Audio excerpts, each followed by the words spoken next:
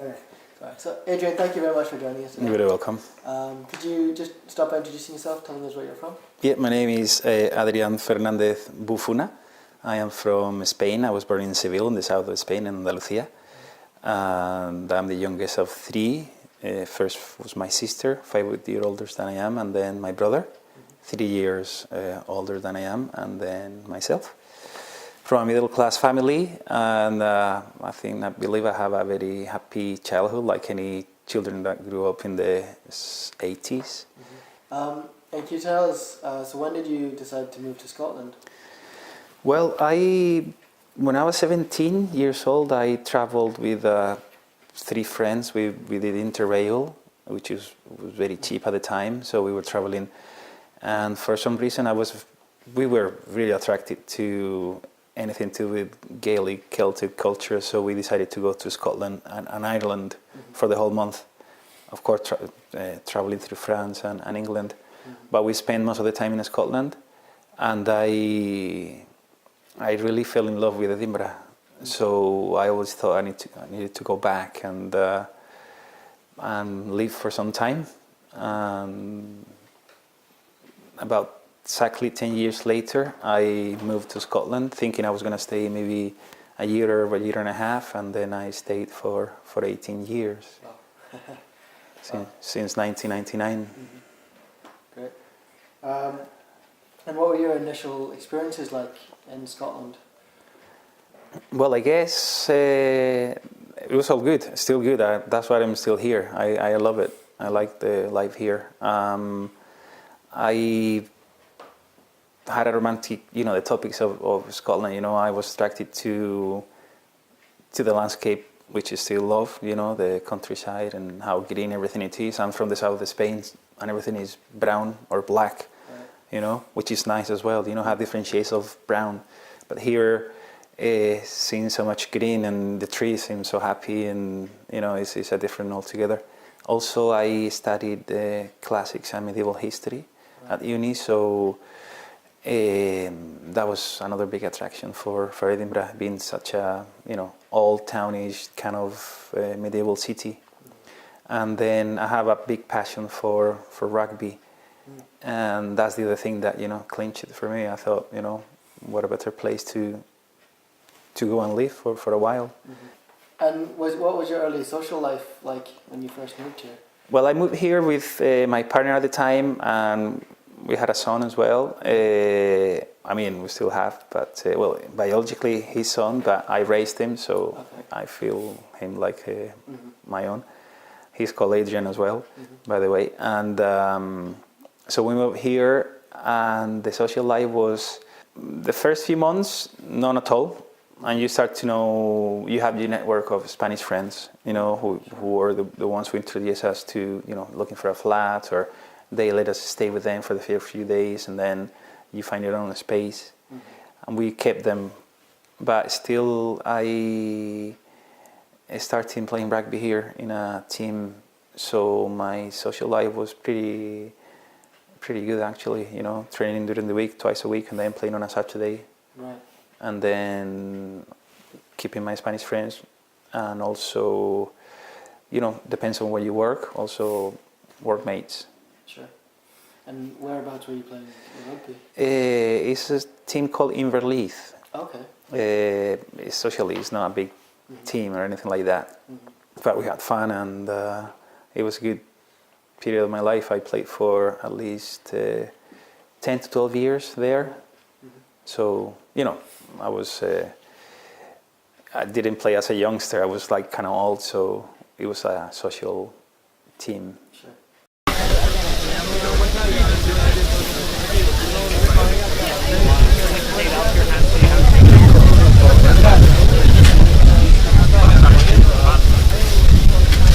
What were your initial kind of experiences of employment when you first got here? Well, coming from Spain, especially from the south, for me was a good shock to have, because I first went to the job center. That was, I think, 3 days after I arrived here and we settled. And I went to the job center, and at that time they had cards. It wasn't computerized like now. Right. So I took a few cards, and I started working typically in a Spanish restaurant as a chef.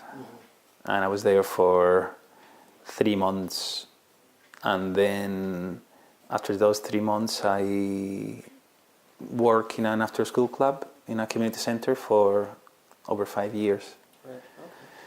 And other things as well, depending on cleaning during the mornings or catering weekends. I was doing that because I didn't finish my career in Spain, so I finished it here in Edinburgh Uni. Okay. So I went into second year here, and and I did the same thing, classics and medieval history. Right. Okay. But here in Edinburgh Uni. Graduated from Edinburgh Uni. Yeah. Okay. Great. Yeah.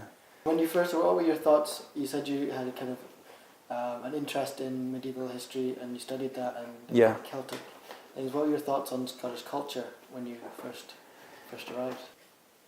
Through rugby, and all the friends from rugby, you feel very welcomed because you're an external, something external that comes into the team from other country, and people treat you well, and I had a lot of attention, I would say. Sure. Which was good, and I made really good friends, still have them. And when you romanticize also a place, but it's like I think about Greece, for example, and it comes to mind all the times of archaic Greece and all that. Yeah. But now it's modern and it's nothing to do with the past. Sure. Yeah. So for me, I had from Scotland the same. In my ideas, I had all the history that you read about it, and then trying to merge it with the place and the people. The place is easy because it's all there. You walk along, you see the castle, you see the old town, and it's easy to kind of put them together. Sure. With the people, well, I guess people are people, and they're about the same everywhere, with their variances. Sure. Yeah. But was there anything that kind of surprised you or shocked you, or something you didn't expect? I'm Spanish, but in a way I'm a weird Spanish because I like my own space. I don't like being very much intrusive people like you get in Spain. Now I love it because I don't have it so much. But when I was in Spain, I was a bit, and I love that from this country. People have their own personal space. They're not intrusive. They respect you a lot. In a way, I miss it now, from Spain, that Sure. people don't do that. The other thing is that I notice people don't look at each other's eyes here when they walk in the street. Nobody ever, maybe they think you're challenging them. In Spain, everybody looks at people's eyes when you walk, even if you don't know them. Yeah. You cross looks continually with lots of people. Here, very rarely happens. Yeah. True. Because they kind of, I think it's more to do with respect. It's like when I first arrived here, the ground floor flats, with the big windows, and there's no bars in the windows. I was amazed, Yeah. Why is there no bars in the windows? And also, you could see the house from outside. You walk on the street and you can see the house, but nobody looks. You just because I guess it's not the right thing to do. Yeah. But maybe in Spanish it's like, oh look, is the sofa? How is that looking? Oh, look at the pictures and and that thing. The other thing is that people are a bit more reserved than in Spain. Not everybody, you cannot generalize. But and then when you go out and have a good time and they drink, they open up a lot. But then the next day, it's as if nothing happened. Right. It's like you bond for a night, and then the next day that bond is gone. You have to remake it. Yeah. So that's what I found a bit. Also, I still find that very, I don't know. It's just surprising. Right. Sure. And was there anything? Did you see any similarities between Spanish and Scottish culture? Well, being from Seville and Edinburgh, I always thought they were similar cities because they were pretty They're very nice cities where to be. Architecture is nice. People are a bit snobby about their place, which they know is a beautiful city, so they're very proud of it. It's like I met people here in Edinburgh who don't go to Glasgow or never been to Glasgow because it's Glasgow, and I don't understand that. But in a way, people from Seville are the same. We think our thing is the best, and our beer and our food, our people, our beautiful ladies and beautiful men, you know, and but not so much here. Right. But there's a sense of pride in Edinburgh that I see the same in Seville.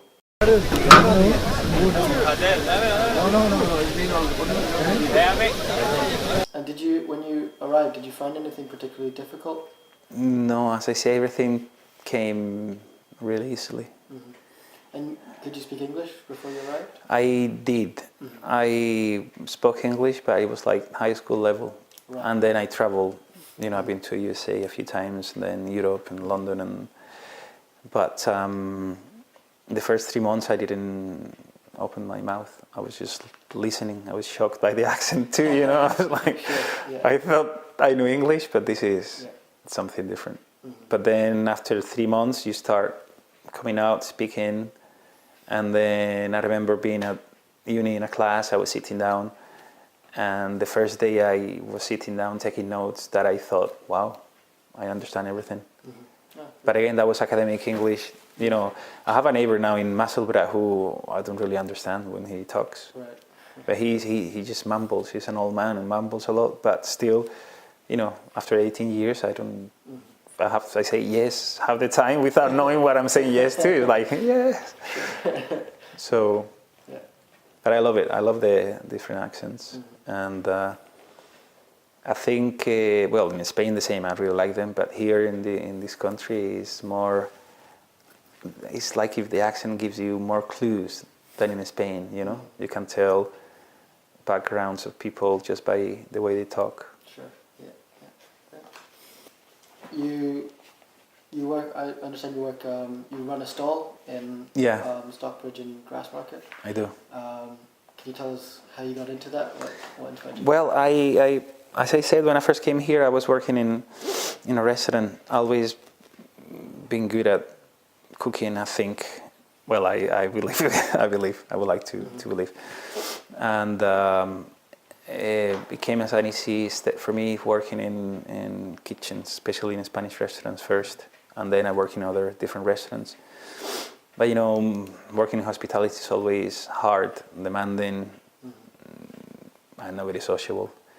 So the person who was my head chef in one of the restaurants, you know, we still kept in contact and we were friends, and so we decided we needed to do something different because we were tired of working slave-like for other people.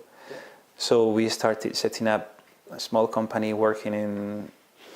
We did an event first, which was in Loch Ness. Okay. Anyway, that was a disaster. And we lost money, and you know, we tried, we persevered, and then we, through another friend, we kind of started a spot in Stockbridge market. But that was a while ago, you know, 6 years ago, when the market was very small. There were like 5 or 6 stalls only. And we have a picture from that time, and we're cooking. We mainly do Spanish food, so we do paella. And the first pan we cooked was something like that, you know. And now we have bigger pans and more than one, so we're doing well. And then we, for the first 4 years, we were working in the markets, events, you know, private functions and things like that. But also we had to keep our work during the week in restaurants. So it's been hard, you know, working nearly every day for years. And now, finally, we're kind of in that position where we are able to just work for us, which is a really nice feeling. Yeah, fantastic. Yeah. And what kind of inspired you to cook paella? Is that something from your? Paella. No, it just came as a,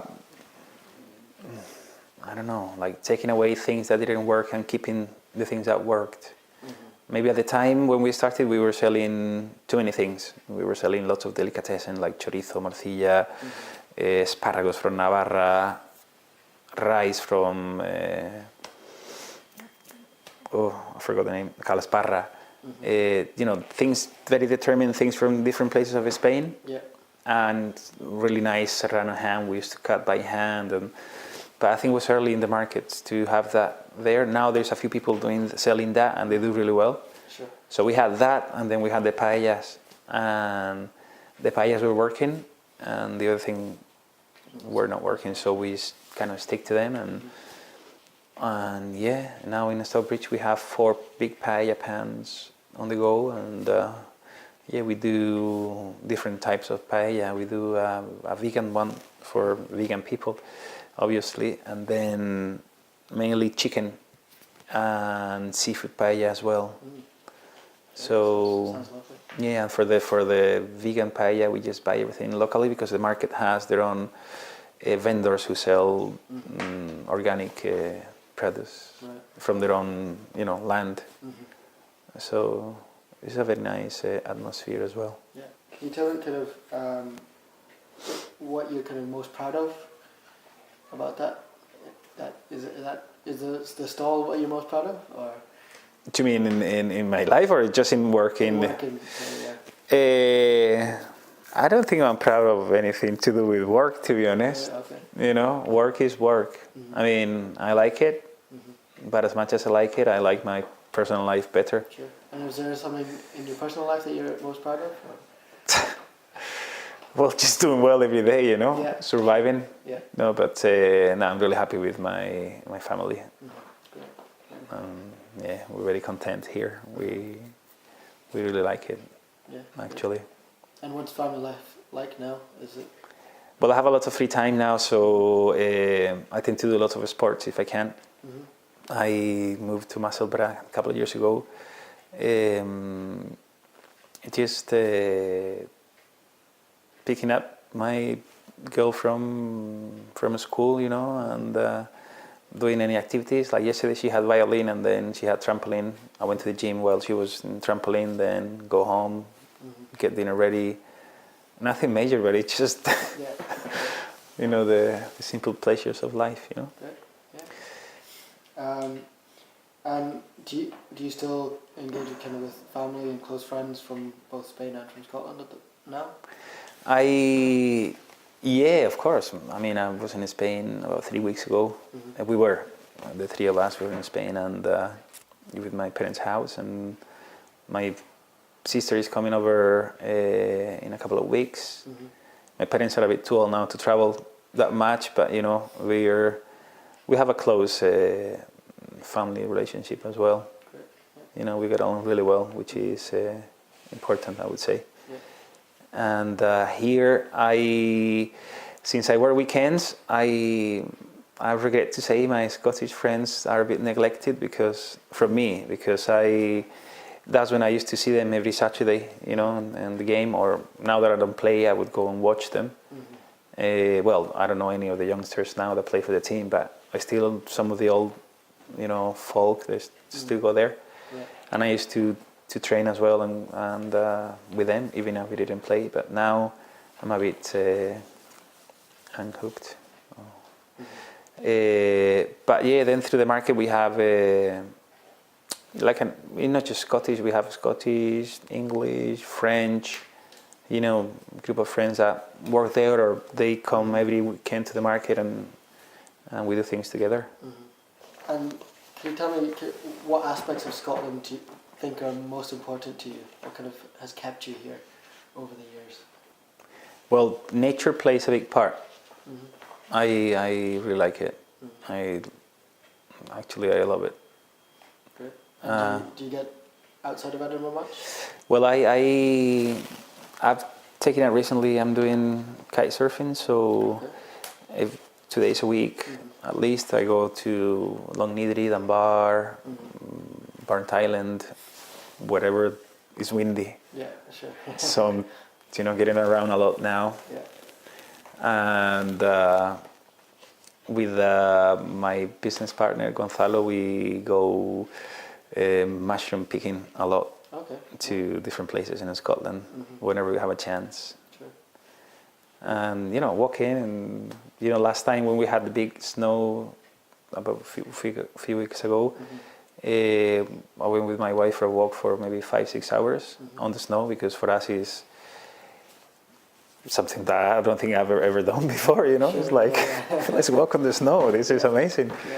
Yeah, in a way, nature. And then life here is good. I like it. I don't think would have been able to do what I did here in Spain, like work while I was studying, supporting myself, having an okay life. In Spain you would have been either working a lot and getting paid nothing, or studying, but you study because either your parents have money or you're an academic genius, you get a grant or something like that. Sure. Yeah. But here is more accessible to the both. And is there anything about your Spanish heritage that you particularly want to hold on to, or you want to pass on to your daughter? Or? The thing is that I would like to pass things that I know I cannot pass. It's like feelings that I have from growing up in my childhood, things that things of everyday life in Spain. Although I think she was born here, Daniela. She's 10 years old now, and she loves it here. She wants to be here. But you see, last time we went to Spain, for example, she could go to any. It's like within a week, she could go to a neighbor's house, just ring the bell, and ask her friend to come out and play outside. That's something that she has never ever done here. Right. Yeah. And that's something that you can do that in Spain easily. Not just is the way of life, but the weather also helps. And that kind of childhood that I had, I would like her to have, but she cannot have it. But at least she can have a taste of it. Yeah. So those are the things that I would like to pass, to my daughter, of course. And speaking Spanish, because it's useful to have. I mean, more languages. So with English and Spanish, she learns another one. She can travel the whole world, really, if she wants to. But no, I'm not very Spanish in a way of Spanishness, and I don't really mind that much. I know I was born in Spain by chance, and so is everybody else in different parts of the world. And have your feelings about Scotland changed over the years at all? Yeah, I guess now it's more realistic. It was a bit more romantic in the past.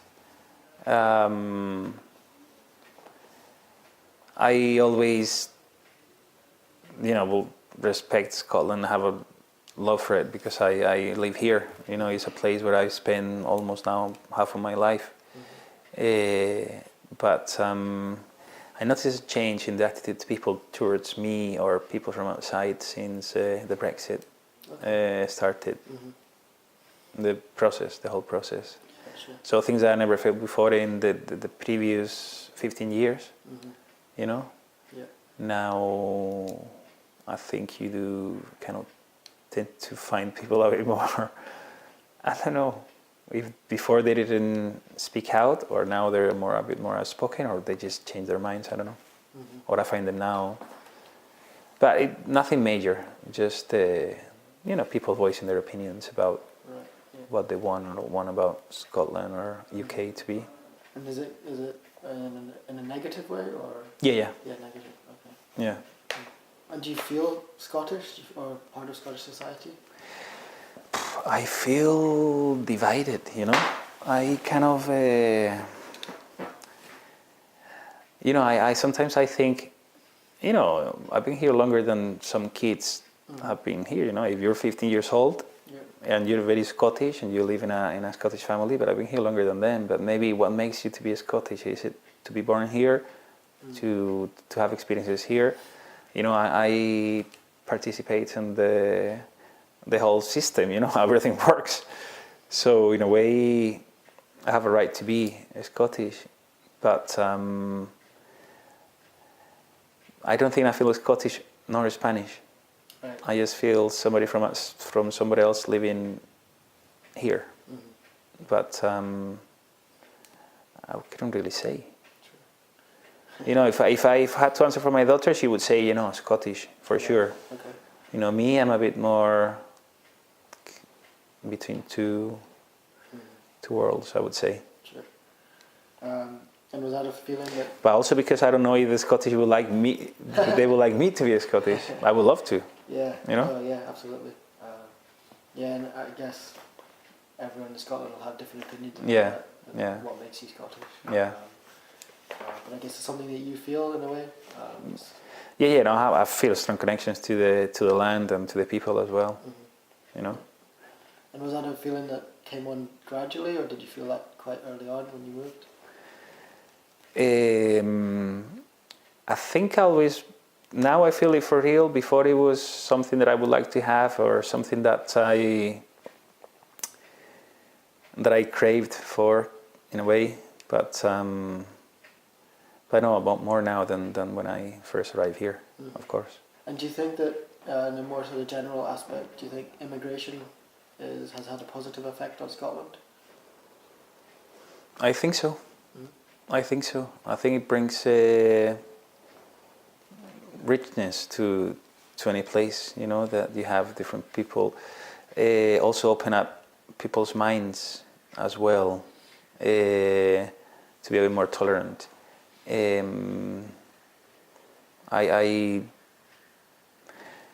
don't know how the immigration was in the past, but since I was here, I've seen lots of Spanish, and even more so since the crisis.